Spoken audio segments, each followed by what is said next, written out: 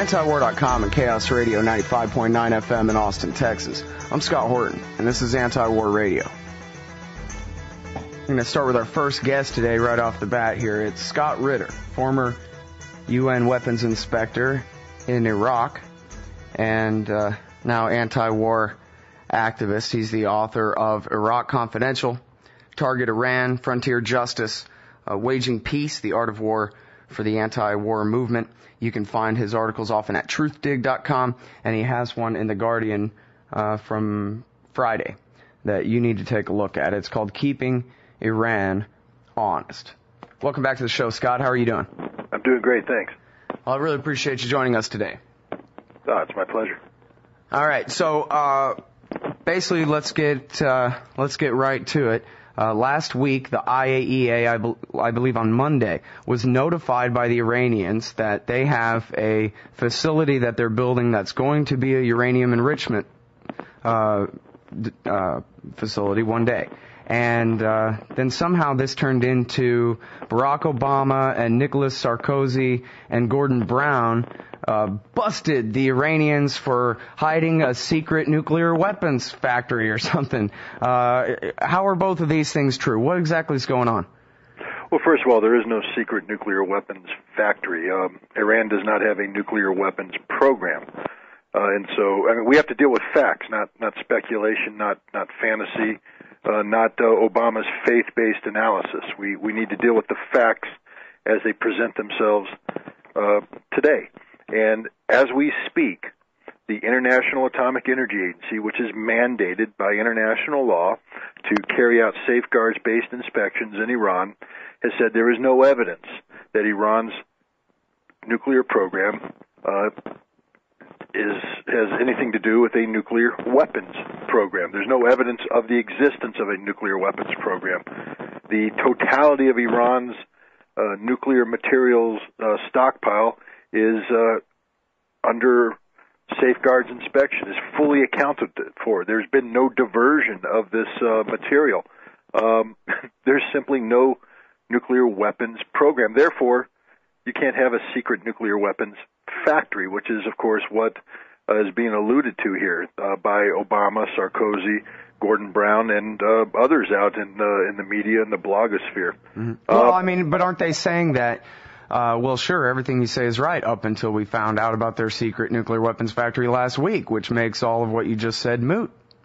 Well, again, there's no secret nuclear weapons factory. What we have right now in Iran is a reinforced concrete-based hole in the ground, which the Iranians contend will, in 6, 12, 18 months, house 3,000 centrifuges, which can be used to enrich uranium. That's not a nuclear weapons factory. That's a uranium enrichment plant, in this case a pilot plant, 3,000 centrifuges, smaller in scope and scale than the existing plant, which is under IAEA monitoring inspections in Natanz. Most importantly, it's an empty facility. You're saying it's going to be an enrichment facility one day. Look, the Iranians have declared that they have a facility under construction and that they intend to use this facility to house 3,000 centrifuges for the purpose of enriching uranium. Prior to this facility becoming operational, prior to the insertion of any nuclear material, IAEA inspectors will be on the ground in the facility doing a thorough investigation of what the facility will be used for, how it will be used, where the nuclear material will come, where the nuclear material will go. There's nothing secret here. This is a full disclosure on the part of Iran. The question that is raised is, did Iran disclose this facility in a timely fashion? And that's where the controversy is. We're basically having a debate about a technicality as opposed to a legality, the issue of violation of the Nuclear Non-Proliferation Treaty. There is no debate. Iran has not violated its obligations under the Nuclear Non-Proliferation Treaty. The legal advisor to the IAEA has made this crystal clear. This is not about a violation. It's about a technicality. Is Iran required to declare the construction of a facility 180 days in advance of any potential insertion of nuclear material, or at the time it declares its intent to produce this facility. Right. Okay, now stop right there.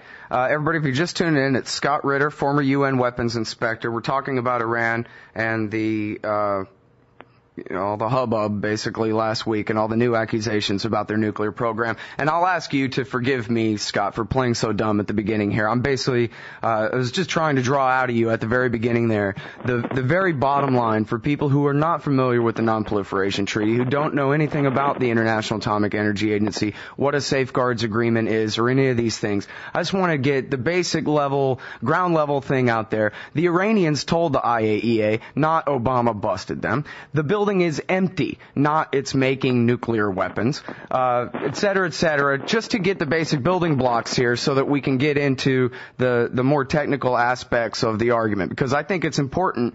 There's a debate going on right now. I guess you could say it's AWC versus ACW over there at the arms control wonk. They're saying, oh yeah, they're in violation of their technicality, and Gordon Prather's view, of course, is that that's not altogether clear and that kind of thing. But I just want to make sure that the audience, can basically get the basics of the story before we get into the hard part. So now let's get into the hard part. And please explain to the people Iran's signature to the Non-Proliferation Treaty, what that entails as far as the safeguards agreement with the IAEA, what the inspections have been up until this point, and then we can get to this debate over the additional protocol and the subsidiary arrangements and so forth, please. Well, I believe Iran signed the Non-Proliferation Treaty and entered into a safeguards agreement with the International Atomic Energy Agency sometime in 1976, back in the 70s.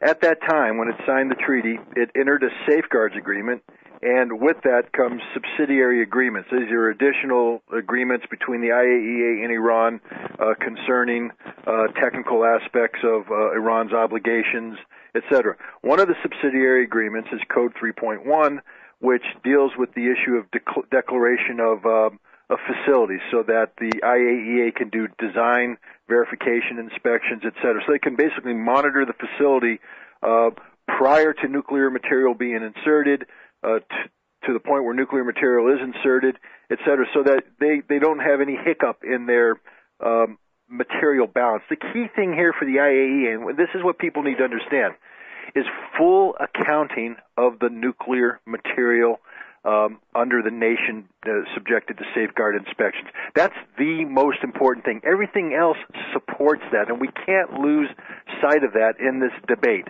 And so the IAEA wants to make sure that if a nation such as Iran, who is a signatory to the NPT, is going to build a facility that's going to manufacture or enhance or somehow make use, dispose of nuclear material, that this facility is fully understood prior to the nuclear material being inserted, so that it can fully account for what's occurring to the nuclear material. In accordance with the original subsidiary agreement 3.1 or Code 3.1, Iran was required to declare any facility under construction 180 days prior to nuclear material being inserted, so that Iran, together with the IAEA, could come up with a mechanism of verification and inspection once nuclear material was inserted, so that there could be a full accounting.